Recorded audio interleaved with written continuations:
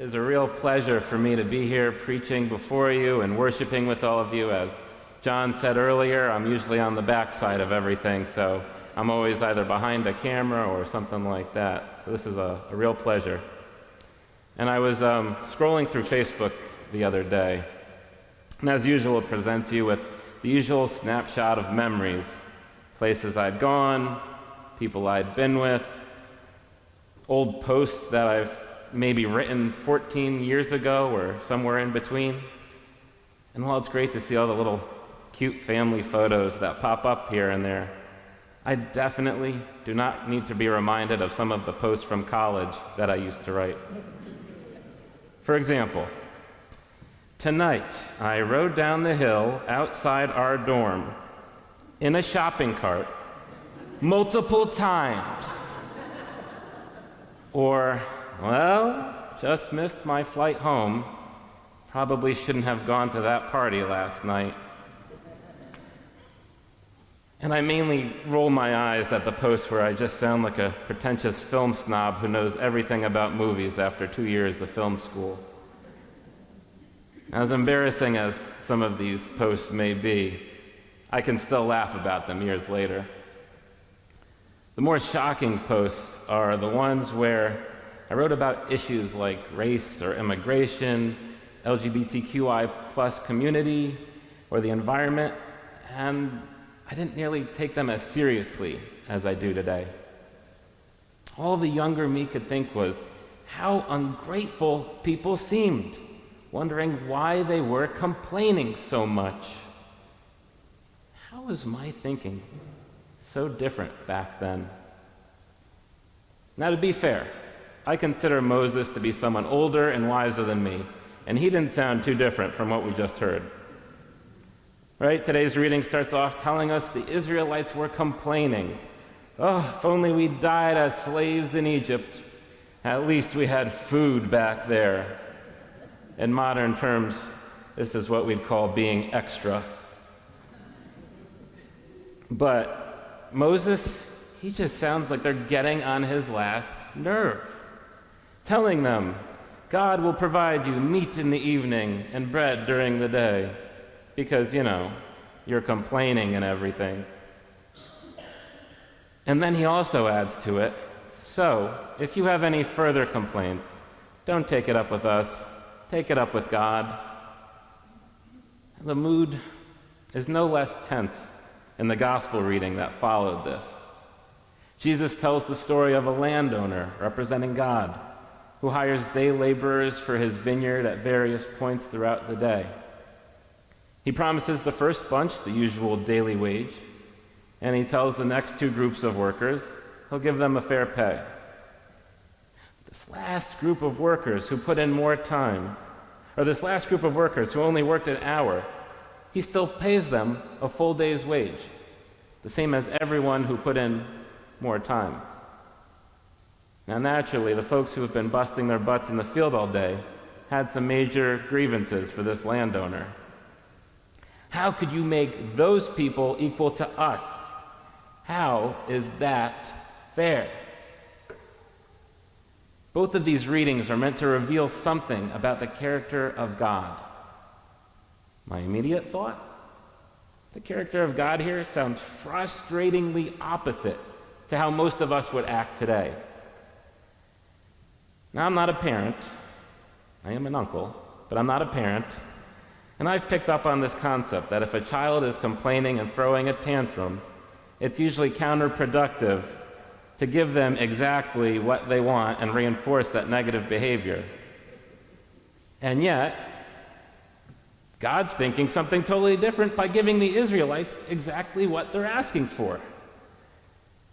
And if I were running a business, something tells me it wouldn't last too long if I paid all my employees the same flat fee, regardless of how many hours they worked. And yet, the God figure in Jesus' parable does just that. So what is God picking up that we're not? Well, what if we read what led up to our Exodus reading? Before we're told all about this complaining, I'm not even talking back with the plagues and the parting of the Red Sea and all of that. The lectionary today starts on verse 2. But what if we backed it up just one verse?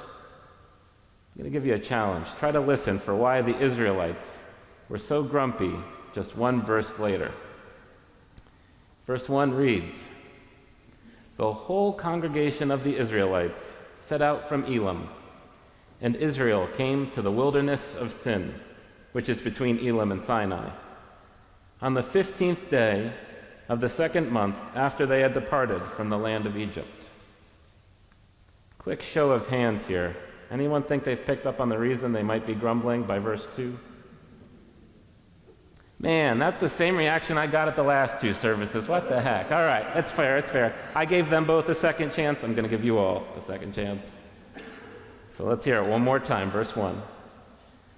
"The whole congregation of the Israelites set out from Elim, and Israel came to the wilderness of Sin, which is between Elim and Sinai, on the 15th day of the second month after they had departed from the land of Egypt." Anyone think they might be picking up on it? My aunt's got it. All right.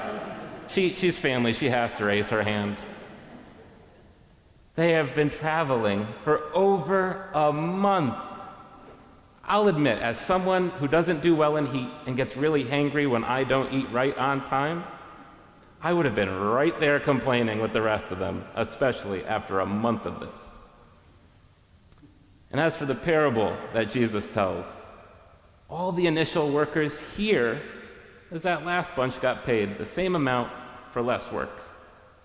They don't take the time to listen to what happened to those latecomers before they showed up. Earlier in the story, the landowner approached the last group of workers and he asked why they were standing around, to which they replied, "No one has hired us yet."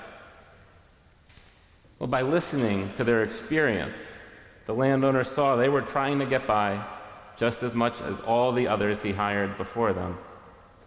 His payment at the end, I think, is less of an imperfect wage system and more of a response to recognizing the experiences of those in need. Like Moses or those early workers, we are all pretty good at hearing what is being said to us or around us, but we don't always listen to what's behind those words. The lived experiences that have led up to this moment, the deeper struggles that people might be facing. Listening requires us to be very intentional about processing the stories that people share with us, and then accepting that those stories might change us. One of my favorite authors, Gregory Ellison, said his personal mantra is, "Once you see, you can't not see."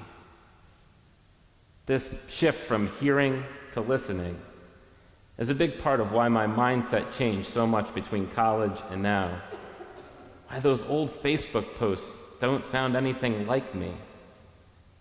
I read books by people whose genders, races, abilities, and sexual orientations were different than my own. I listened to the stories of people who experienced things I would not and could not ever experience. There was no way I could go back to my old way of thinking after that. I suppose this is why I'm a little stumped on how to address our season of creation care. Someone once told me there's a fine line between a sermon and a hostage situation. And I could easily stand up here and spout off a number of environmental crises that we're facing and force you to hear everything I have to say. But there'd be no past experience to listen for. See, while every living thing on earth is affected by climate change and our footprint on the planet, my life has, in the grand scheme of things, felt relatively unscathed.